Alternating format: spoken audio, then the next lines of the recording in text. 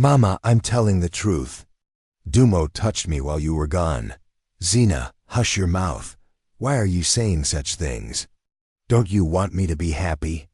I can't survive being a single mother again. Just swallow it and behave like a proper girl. Zina stood still, her chest tight with fury, sorrow, and disbelief. Her mother only thought of herself.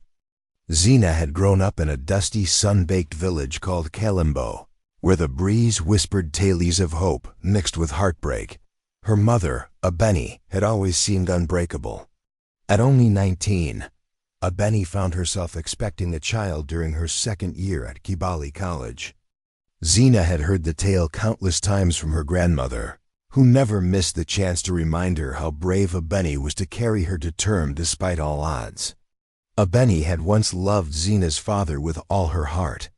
But when she revealed her pregnancy, he turned his back on her without a second thought, vanishing from their lives like dew in the morning sun. Abeni returned home, her belly round and dreams temporarily boxed away. The neighbors murmured behind closed doors, eyes lingering on her growing stomach and exhausted face. Still, Abeni refused to crumble. Zina knew her mother's love was a fierce shield. Abeni worked her fingers to the bone, sometimes taking 2 or even 3 jobs just to keep food on their wooden table. By the time Zina turned 9, she already knew how to stir porridge, sweep the clay floor, and braid her mother's hair gently in the evening. They were a small team of 2, building a life with what little they had. Yet, even as a child, Zina noticed something hollow in her mother's eyes. Abeni often sat by the cracked window after dinner, her gaze drifting to the horizon like she was searching for something that never came. She would sigh, offer a tired smile, and ask Zina about school or help her read through her homework. But the sadness clung to her like a shadow. She longed for someone to fill the quiet. On Saturdays, Abeni would sometimes dust off her best dresses, smooth powder onto her cheeks, and tie her gel just right before leaving the house with a hopeful glow in her eyes. She would return hours later, the light dimmed, her steps slower. It didn't take long for Zina to understand. Her mother was chasing love, someone to share her burdens, someone to finally stay. Abeni met many men. Some promised joy, others offered kind words, but none gave her peace. Zina still remembered one in particular, a tall, honey-voiced man named Kobe. He brought laughter into their home, helped fix the broken kitchen door, and once even showed Zina how to fly a kite. For a brief moment, Zina believed he might become her father. But one evening, while playing with her stuffed lion in her room, she overheard raised voices. Kobe was angry, his tone sharp, while Abeni replied in a calm but firm voice. Peeking through the cracked door, Zina watched Kobe storm out. Abeni stood still, her shoulders sagged and her face drained of color. She never spoke about what happened, but for weeks afterward, Zina noticed the light had dimmed again. After Kobe, there were others, each one writing the same chapter in Abeni's life, beginnings filled with hope, followed by heartbreak. Every failed attempt carved deeper into her spirit, making her more careful, more guarded. Zina hated to see her mother in pain. She wished she could build a shield around her heart. One quiet evening, while they sat curled up on their patched sofa, Abeni released a long sigh. Zina looked up from her picture book and saw tears balancing at the edge of her mother's lashes. "Are you okay, Mama?" she asked, setting the book down and moving closer. Abeni wiped her eyes quickly. "I'm all right, my moon. Just a little tired, that's all." But Zina wasn't fooled. She reached for her mother's hand and gripped it tightly. "You don't have to feel sad. We're okay, right?" Abeni gave a weary smile and hugged her daughter close. "Yes, Zina, you're my blessing. Don't you ever forget that." Zina said nothing, but deep inside, she made a quiet promise to grow up and give her mother a reason to smile without pain in her eyes. The days moved on. Zina studied hard, tried her best, and did everything she could to lift her mother's spirits. But sometimes she could feel the weight of Benny's silent dreams pressing down. Like when they walked past the market stall with wedding cards, and her mother's fingers lingered over one that read, "To the love of my life." Or when Zina asked why other children had fathers cheering at school plays, and her mother paused a little too long before answering. One night, Zina overheard Benny speaking on the phone with her friend Mumby. "I just want someone to love me. Mumby," her voice cracked like dry wood. "I'm tired of being alone. I want someone who'll see me, all of me, and still love both me and Zina." As Zina listened from behind the curtain, her chest ached. She wanted to burst into the room, to wrap her arms around her mother, and say, "You don't need anyone else, you've got me." But instead, she just stood there, feeling the pain her mother never dared to show in daylight. Even though a part of Zina felt betrayed, deep inside she understood her mother deserved joy. If love was what could finally bring Benny the peace she longed for, then Zina, in her own quiet way, wanted that for her too. But life, as always, wasn't so kind. Benny's search for companionship often dragged storms through their door. One day, she brought home a man named Bayo. He wore politeness like a mask and smiled without warmth, his eyes as cold as morning steel. Zina felt her skin crawl whenever he looked her way. She tried to dismiss the discomfort, but it grew heavier each time he visited.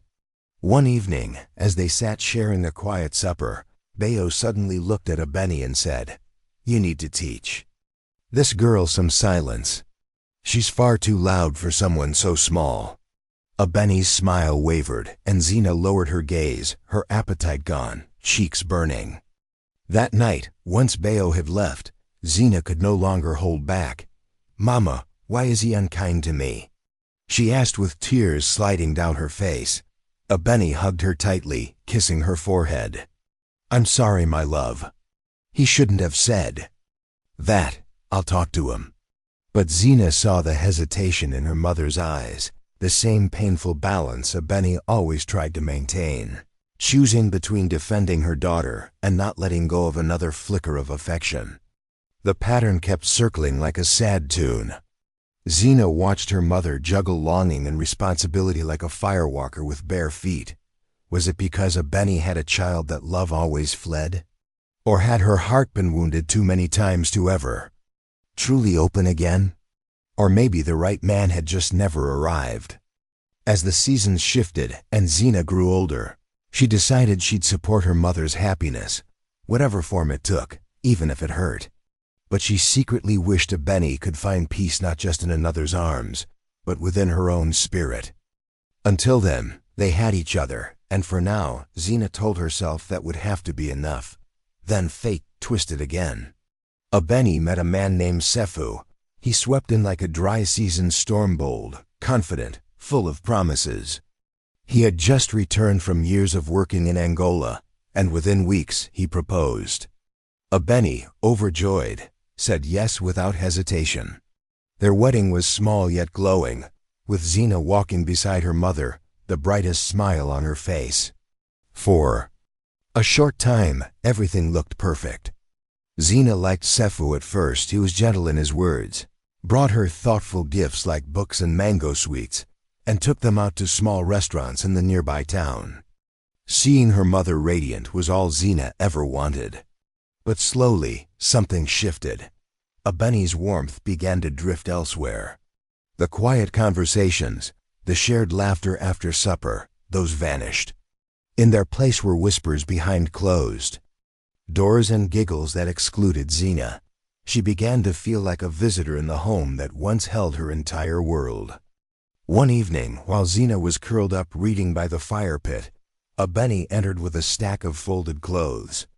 "Zina," she said, her tone clipped. Zina looked up, puzzled. "Yes, Mama?" Benny dropped the pile into a bag. "I'm taking away all these shorts and trousers. From now on, you will wear long skirts only." "That's final," Zina blinked. "But Mama, what's wrong with my clothes?" Her mother's face turned stern.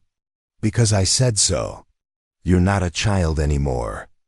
Girls must dress with dignity, no questions. Confused but obedient, Zina simply nodded. She didn't understand the sudden change, but she didn't want to argue. What she didn't know was that Abeni had started noticing something unsettling suffuse. Gaze lingered on Zina in ways that made her uncomfortable. But instead of confronting the real problem, Abeni convinced herself it was Zina's clothing that was to blame. She thought modesty would protect her child. But the danger wasn't in fabric. One night, Zina lay awake, eyes fixed on the ceiling above, her heart heavy with longing. She missed how things used to be when her mother's love was constant and safe, like the sun rising. Now that comfort felt distant. The door creaked open slowly. She turned, expecting to see Abeni, but it was Sefu. His shadow loomed in the faint lamplight from the hallway. "Sefu?" she whispered, sitting up. "She," he murmured, stepping inside and closing the door behind him. "Let's not wake." "Your mother." Zina's chest tightened. Something in his voice felt wrong. "Why are you here?" she asked, her voice shaking. He walked closer, settling at the edge of her bed. "Just checking on you. You've grown so beautiful," he sighed, reaching out to touch her arm. Zina shrank back, pulling her blanket up to her chin. "Thank you. You should go back to Mama now." He chuckled low, his breath heavy. "Don't be scared, Zina. I only want to talk." His fingers lingered on her skin. She froze. "Please leave," she whispered. But he didn't. He leaned in, his face close. "You don't need to be afraid." "I won't hurt you," he said, voice like oil on fire. Zina's fear exploded into panic. She shoved his hand and tried to move away, but there was nowhere to run. "Stop, I'll scream." Sefu grabbed her wrist, tight as iron. "You scream," he hissed, "and I'll throw you out. Your mother won't believe a word. She loves me too much." Tears streamed down her cheeks as Zina fought to break free. Before anything worse could happen, Zina summoned every ounce of courage inside her. With her free hand, she slashed her nails across Sifu's face, clawing with all her strength. He cried out, reeling backward, clutching his cheek where her nails had left angry red marks. Zina didn't wait. She pulled away from him, scrambling to the far side of her bed. "Get out!" she shouted, her voice shaking and broken. Sifu's eyes burned with rage as he snarled, "You'll regret this. You'll wish you hadn't crossed me," wiping the blood from his face before storming out and slamming the door. So hard the walls trembled. Zina collapsed onto her bed, silent sobs rocking her body. Her heart was racing, and her mind was drowning in panic. Who could she tell? Would her mother even believe her? As she lay there, curled in fear and disbelief, she understood that something had shifted forever. This man who was meant to bring joy into their world had become a shadow, a threat, and Abeni, lost in the haze of love, might never see the truth. For the first time in her young life, Zina felt completely alone. The next morning, she sat at the table, poking absent-mindedly at a bowl of dry maize cereal, her swollen eyes heavy from the night's tears. Abeni moved around the kitchen humming, but suddenly turned and frowned at her daughter. "Zina, what's wrong with you?" she asked. "You've been dragging your feet all morning." Zina kept her gaze down. "It's nothing, Mama." Abeni's voice grew sharper. "Don't lie to me. I can feel the heaviness around you like smoke." Zina's fingers clenched around her spoon. "I'm okay," she whispered. Abeni stomped over, standing over her with arms folded. "Enough of this attitude. You've been sulking for days. If you're unhappy, say it. Stop poisoning the air for everyone else." Zina looked up, tears stinging her eyes. "Mama, don't," Abeni snapped, cutting her off. "I've sacrificed everything for you. Do you know what I gave up when I had you? My dreams, my youth, all for you. And now, when I finally have a chance at happiness, you want to destroy it?" Zina's heart cracked. "No, Mama, I won't hear it," Abeni shouted. This time, I'm choosing me. You'll just have to live with it." With that, she turned and marched away, leaving Zina frozen at the table, shattered by her mother's words. Zina ran to her room, slammed the door, and threw herself onto the bed. She clutched her pillow as though it were the only thing still safe in her life. Her mother couldn't see what was happening. Why? Why didn't she feel it, sense the danger in the house? From that moment, Zina began to retreat inward. She stopped trying to talk to Abeni, afraid her words would only bring more anger.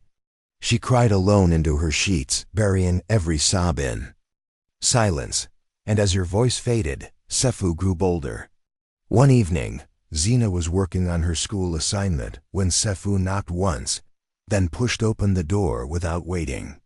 "What do you want?" Zina asked, her voice small but steady. Sefu smiled, that same unsettling smirk stretched across his face. "Watch your tone, little girl," he said mockingly. "I'm your father now." "You're not my father," Zina said, her eyes sharp.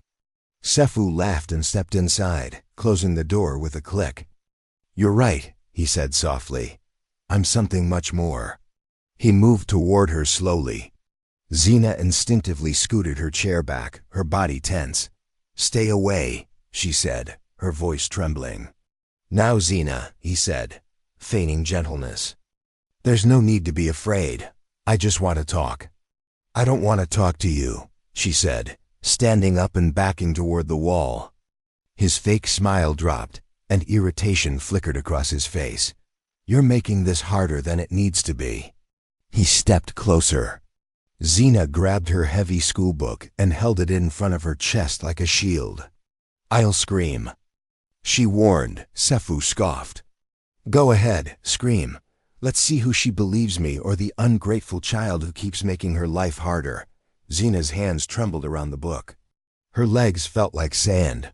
"Please, just leave me alone." Her voice was barely a whisper. Sefu leaned in, his breath sour and too close. "You'd better be a good girl," he whispered, "or I'll make sure your life is a nightmare." And then, just like that, he turned and walked out, closing the door behind him. Zina locked it instantly, her body shaking. She collapsed onto the mattress, her heart pounding like a drum. She wanted to scream, to beg her mother to see the truth. But Abeni's words from earlier echoed like a curse. "This time, I'm choosing myself." Zina buried her face into her pillow, tears soaking the fabric as her chest heaved. The loneliness pressed in like a wall.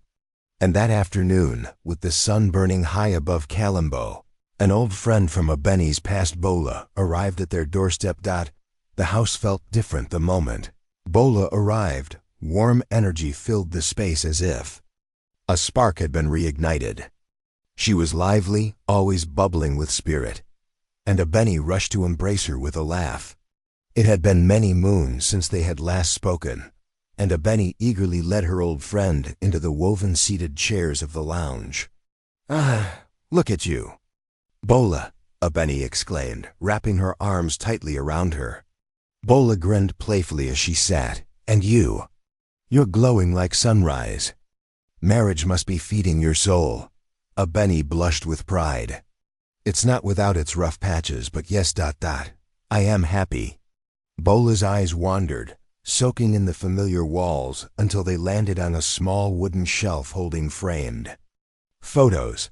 One in particular drew her in. Her face stiffened as she stood and stepped closer.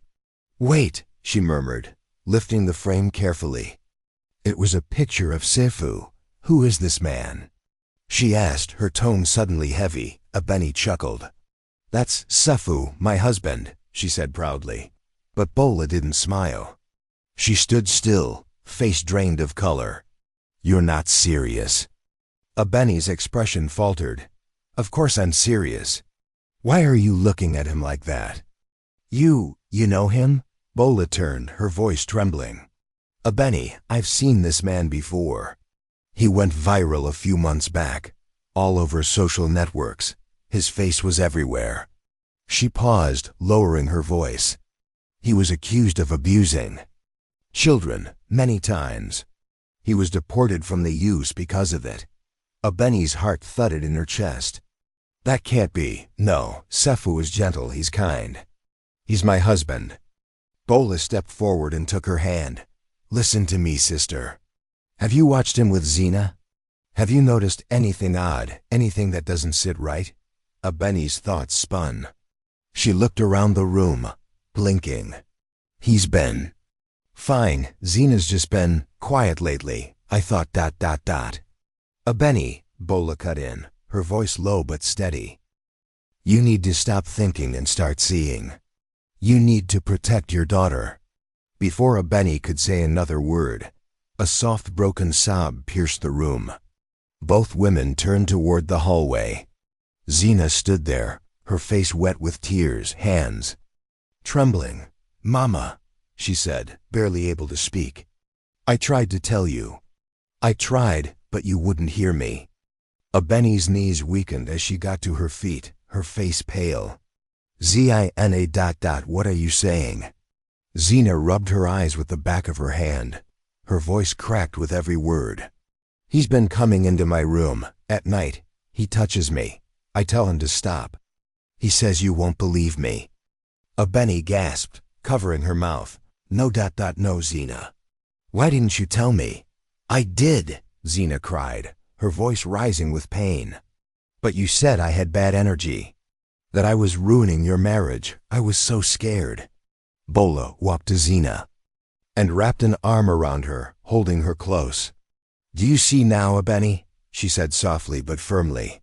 She's been suffering alone because she thought her own mother wouldn't believe her. Abeni fell to her knees, tears pouring freely. I failed you, she whispered, broken. I failed you, my baby. I didn't know. I didn't listen. I thought I was doing what was best. Zina hesitated, then ran into her mother's arms. I wanted to tell you so many times, Mama, she sobbed. But you were always angry with me. Abeni clutched her tightly. I'm sorry. I'm so sorry. From this moment on, I will never ignore you again. I'll protect you. I promise. Bola looked on, her voice calm yet filled with purpose. Abeni, she said, raising a child alone isn't just about food and clothes. It's about seeing their soul. Zina has been blaming herself for your pain. She thought she was the burden you were always trying to outrun. Abeni lifted her tear-streaked face, guilt carved deep into her features. I didn't know, she whispered. I thought I was doing the right thing, but I was blind. Bola nodded gently. It's not too late, but you must act now. That man must never spend another night in this house. Wiping her cheeks, Abeni stood, her face steeling with new resolve. You're right, she said. I need to get her out now. With Bola's help, they moved quickly, packing bags with the essentials. As they loaded the final bag into Bola's car, Abeni sat down at the kitchen table and scribbled a note. Her hand shook slightly, but her words were clear. Sefu, I trusted you. But you violated that trust and harmed my daughter. I will never forgive you. By the time you read this, we will be gone. Do not look for us. She left the letter on the table, then turned for one last glance at the life she was leaving behind. Zina stood beside her, clutching her school bag like a lifeline. Mama, she asked, her voice barely a whisper, are we really leaving? Abeni bent down, holding her daughter's face in her hands. Yes, my star, we are leaving, for good. I'm so sorry I didn't protect you before. But from now on, it's just us, and I swear, no one will ever hurt you again. Zina nodded, her eyes wide with sadness and relief. Thank you, Mama. Outside, Bola honked the horn gently. Abeni took Zina's hand, and together they walked out, stepping away from betrayal and into the unknown. As the car pulled away, and the house shrank in the distance, Zina stared out the window. For the first time in so long, something flickered in her chest, a tiny glowing thread of hope. In the weeks that followed, Abeni, with Bola's unwavering support, began to piece their lives back together. She found a small flat for them to call home and enrolled in counseling with Zina by her side. Determined never to close her eyes again, determined to mend the broken spaces between them, Zina began to find her smile again. She threw herself into her studies and even started forming friendships in her new school. Abeni, too, found quiet relief in knowing she had finally made the right choice. One evening, as they sat together on the threadbare couch sharing roasted groundnuts, Zina looked up and whispered, "Mama, thank you for picking me." Abeni's eyes filled with tears as she pulled her close. "I'll always choose you, Zina. Always." Many moons had passed since they'd fled their old life, and though the wounds had not fully faded, the healing had begun. Abeni made it her mission to strengthen the bond between her and her daughter. Zina, now lighter in spirit, had slowly adjusted to their simpler but safer life. Then, on one bright market day, fate intervened. Abeni was pushing her basket past the plantains when her cart collided with another. "Oh, sorry," said a tall man with a warm, steady voice, reaching to help. "My fault, I wasn't looking either," Abeni replied, chuckling. The man smiled and extended his hand. "I'm Kamau. Seems destiny arranged this bump." Abeni laughed softly and shook his hand. "I'm Abeni." They exchanged a few words and quickly discovered a rhythm between them.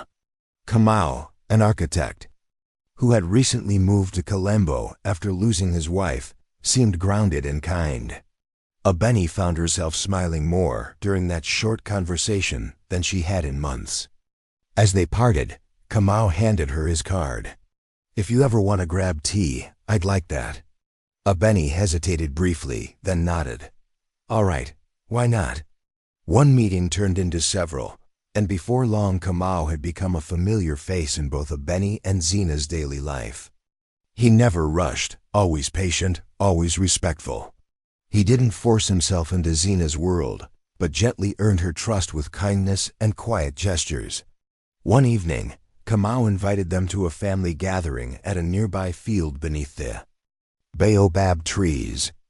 As Abeni and Zina packed their woven basket with roasted cassava and fruit, Zina leaned in and whispered, "Mama." "He's nice," Abeni turned, smiling. "You think so?" Zina nodded. "He's nothing like Sifu. He speaks to you kindly, I see it. He makes you laugh again." Abeni's heart filled with warmth. "Thank you, my love." "What you think means everything." At the gathering, Kamau brought along a wooden kora and strummed cheerful melodies. They danced under the orange sky, laughing, singing, and playing. "You've got some moves, Zina," Kamau teased as she twirled barefoot in the grass. Zina giggled. "I learned from Mama." Abeni laughed along with them. For the first time in what felt like forever, it felt like a true family. Kamau continued. To prove he was the man Abeni had always wished for, he respected her voice, embraced her child, and walked beside them both without taking over their space. One night, he invited them to his home for dinner. He'd prepared a beautiful meal, jollof rice, grilled tilapia, and fresh ginger juice. Candles flickered softly on the table. "This is amazing," Zina gasped as she sat down, eyes wide. Kamau smiled, "Only the best for my two favorite ladies." Over the meal, he looked across at Zina and said, "I want you to know, I care deeply about your mother, but I also care about you. You're part of her world, and I promise to treat you with nothing but kindness and respect." Zina studied him for a moment. "You mean it?" she asked quietly. "With all my heart," Kamau replied. "You both deserve joy." Abeni reached for Zina's hand beneath the table. "See my star? Good men do exist." Zina smiled, shy but safe. Months later, Kamau invited them for a weekend retreat by the coast. On the second night, as the sun melted into the waves and painted the horizon gold, Kamau knelt on one knee in the sand. "Abeni," he began, voice trembling yet strong, "meeting you felt like finding the missing drumbeat in my soul. You brought laughter back into my life, and I can't imagine a future without you. Will you be my wife? Abeni gasped, hands to her mouth. Zina clapped and jumped excitedly. Say yes, Mama. Abeni's eyes brimmed. Yes, Kamau, 1,000 times yes. He placed the ring on her finger as Zina leapt into their arms. The three of them tangled in joy. Their wedding was small, surrounded by close friends beneath the old tamarind tree. Zina, glowing in her dress of yellow and blue, served as the flower girl. Before the ceremony, she whispered, Mama, you look like a queen. Abeni kissed her gently. This is for us, my love. For the joy we now choose.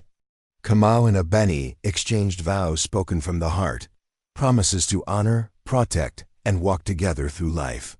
They danced that evening, surrounded by music and warmth, with Zina looking on, her heart full. Life with Kamau was everything they had dreamed of. They had market days, evening fireside stories, and started a sweet Sunday tradition of taking photos in their little garden. One morning, as they flipped through their photo album, Kamau smiled and said, This is what I wished for, a family. Abeni leaned into his shoulder, and now you have one. Zina, grinning, said, Can we do another photo shoot next week? Kamau winked at her. You bet we can. As they planned the week ahead, laughter dancing in the air, Abeni looked at her daughter with eyes full of gratitude. You're why I never gave up my light. And now we're right where we belong. Zina hugged her tightly. I love you, Mama. And I love you too, Kamau. Kamau wrapped them both in his arms. And I love you both. Their journey had been long and full of trials, but together they had built a new home, one filled with warmth, healing, and a happiness that would carry them forward forever.